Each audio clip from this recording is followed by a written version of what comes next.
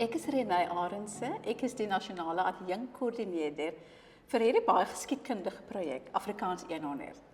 Afrikaans 100 is 'n projek wat net een keer in ons leeftyd gaan gebeur en plaasvind.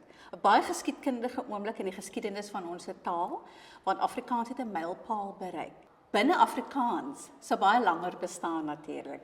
Alhoewel Afrikaans al van die 1500s afkom, was Afrikaans in 1925 as 'n amptelike taal ingestel. En 2025 vier Afrikaans 'n 100ste bestaansjaar as amptelike taal. En dit is 'n wonderlike mylpaal, want my moedertaal, my kombuistaal, het gegroei en sterk gebly en sy het 'n universiteitstaal geword, sy het 'n akademiese taal geword. En hierdie projek vier hoe ver Afrikaans gekom het. Afrikaans bied 'n kans vir elkeen wat dit praat. Die gewilde vraag wat gevra word, aan wie behoort Afrikaans? Weet jy wat? Afrikaans behoort aan almal wat hom praat. Of jy eerste taal, tweede taal, derde taal spreker is, of jy 'n internasionale persoon is wat net graag Afrikaans wil aanleer praat. Afrikaans behoort aan ons almal. En Afrikaans bied 'n kans vir iemand om te sê, weet jy wat? Ek kan iets skep, ek kan iets skryf, ek kan iets doen deur en vir en in Afrikaans. Die rol van onderrig is so belangrik vir die bestaan en die voortbestaan van ons taal. Ek dink moedertaalonderrig is iets wat aan die hart lê van hierdie projek. Elke kind se reg is om in haar of sy moedertaal onderrig te ondervang. En ek dink ons as 'n land het nog baie werk om te doen, dat al ons amptelike tale kom op 'n punt waar ons weet elke kind het toegang tot moedertaalonderrig. Ons weet ook statistieke bewys dat as 'n kind gegrond is in haar of sy moedertaal, dan kan hy enige ander taal baie makliker aanleer. So onderwys, moedertaalonderrig is vir ons so belangrik en soos ek noem, nie net vir die bestaan en die huidige stand van ons taal as 'n akademiese taal nie, maar ook vir die toekoms van ons taal. Die interessante ding is, daar's net 100 in Afrikaans 100. Nee, ons het net een kans om hierdie geskiedkundige oomblik in ons taal, tydvlak in ons taal, reg te doen. En weet jy, ons kan daarom regtig beter doen as 100 jaar gelede. So in plaas daarvan om te fokus op wat gebeur het 100 jaar gelede, kom ons word toekomsgerig. Kom ons kyk, waar dink ons sal ons staan 100 jaar van hier af? En dit is die interessante plek vir my waar ons almal is. Ons almal staan op die punt waar ons die pen in die hand het en sê, kom ons skryf nou die storie wat 100, 200, 300, 500 jaar later vertel gaan word, gelees gaan word. En deur ons agterkleinkinders besin kan oor word en sê, kyk wat het hulle gedoen? As bewys dat Afrikaans mense kon bymekaar bring, dat hulle saam kon staan, ongeag die geskiedenis van ons taal, dat daar moeilikheid was, dat daar wangebruik was. Kom ons fokus op die mooi verhaal. Vir my, baie mense kyk neer op die uitdrukking van kombuistaal. My taal het in 'n kombuis begin. My voormoeders het 'n taal geskep in die kombuis, om daar buitelanders te kon verstaan, haar baas te kon verstaan. Slawe het gekom en hulle het 'n taal begin skep. Dis hoekom ons tot vandag toe daai koei woorde het soos boego en kwagga.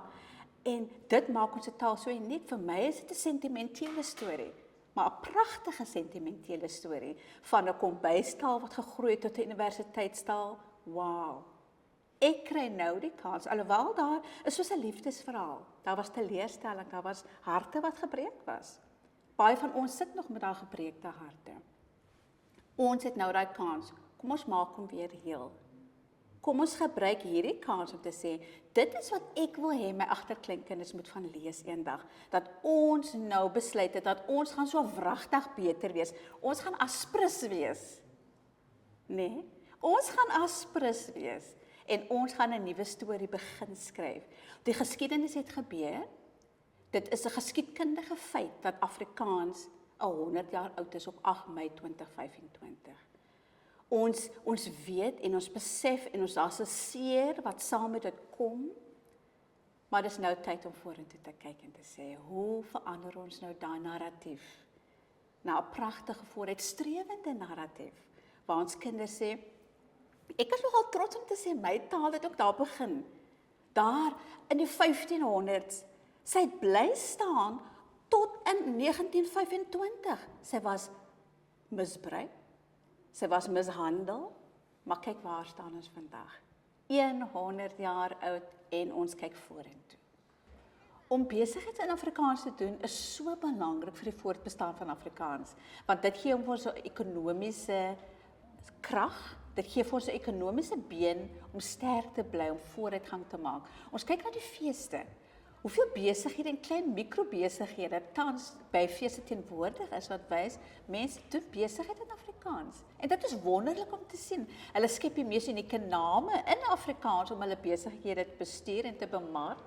En dit is waar ons toekoms lê. Die Afrikaanse mark het absoluut nog platforms nodig, ondersteuning nodig van die verbruikers om dit te ondersteun, om te sê, jene hier om die draai by my huis is daar koffiewinkel in Afrikaans. Kom ons gaan ondersteun vir hulle. So, dit is belangrik dat ons as verbruikers ons klein besighede, ons klein Afrikaanse besighede moet ondersteun, sowel as geleenthede skep vir jong mense om hulle eie ondernemings te begin in en deur Afrikaans.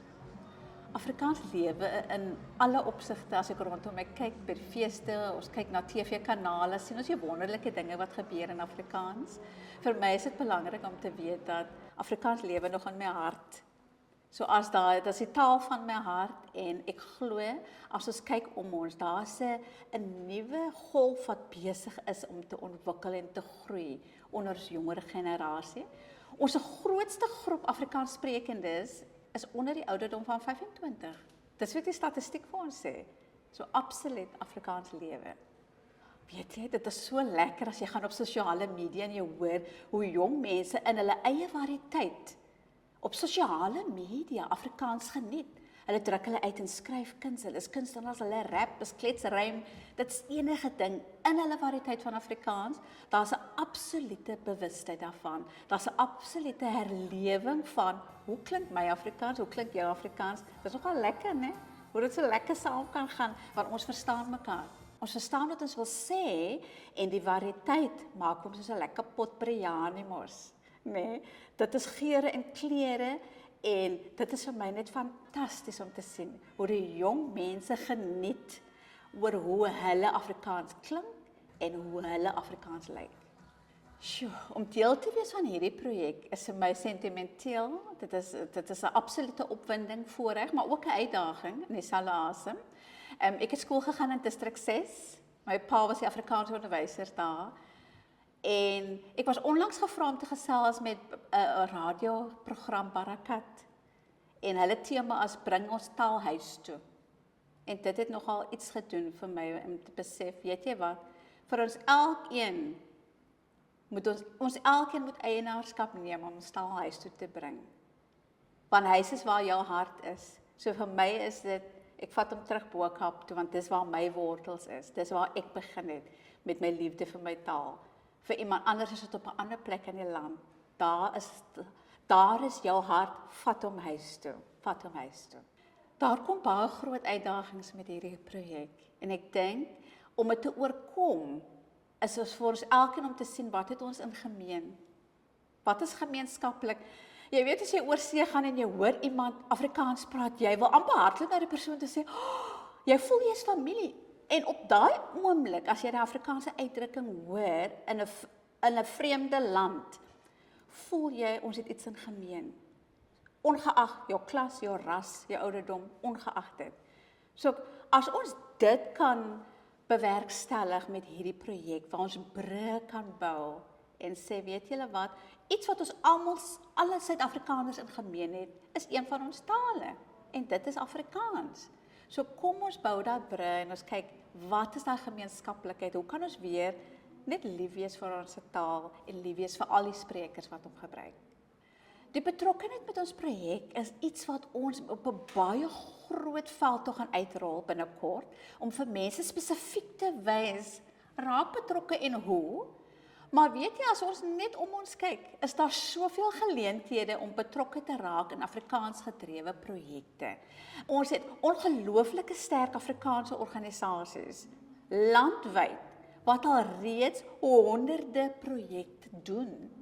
Reeds deur en in Afrikaans. So al wat elkeen van ons kan doen is om ons te kyk en te sê, hoe kan ek betrokke raak by hierdie tak, hierdie boekklub, by hierdie kompetisie, by hierdie skryfkuns? Hoe kan ek 'n gediggie skryf? Hoe kan ek iets skep in Afrikaans? Ons elkeen sit met al die vermoë en die geleenthede en Afrikaans 100 wil daai geleenthede uitlig en uitrol skole en ons nasionale projekte kan begin deelneem. Entrepreneurs, hoe kan ons entrepreneurs en klein besighede 'n kollig op hulle plaas en sê, kyk hoe dryf hulle besigheid in Afrikaans, as hulle dit kan doen, kan jy dit ook doen. En dis die geleenthede wat ons wil uitrol.